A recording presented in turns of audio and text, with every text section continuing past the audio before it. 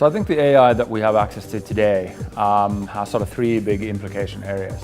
So the first one that I basically believe in pretty heavily on sort of creative industry embracing is how you interpret things with AI. So basically taking big data sets that are complicated and being able to, in a scalable way, kind of find insights out of those data sets that are going to help with creative ideas and creative ideation. So basically interpreting different things using AI is something that humans haven't been able to do at scale. The second area is more a consumer-facing thing, which is how you interact with AI. So building these experiences on websites and anything brands own, as well as creating things like bots and sort of these new service experiences that are driven by AI and again scaled to a different level of personalization that we've been able to do in the past. And the third area is really how do you create with AI. So being able to free the creative and strategic minds of our industry to really be able to do the things that only humans can do. So repetitive tasks and things like that.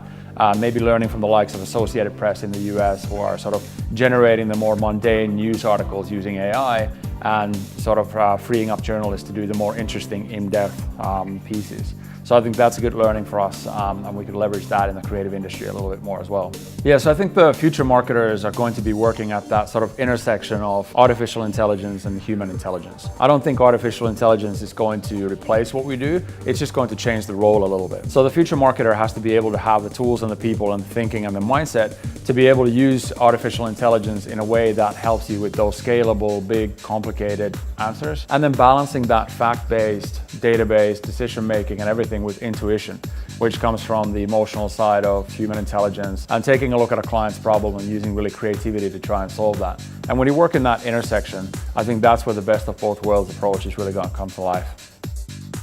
The most important thing that is happening when we work with startups is the collaboration and the sparks that you can see when we have our marketeers on one side and those entrepreneurs on the other side, that together at the same time usually understand that there is a lot of things that can be done if they put one side expertise, on the other side agility and technology all together.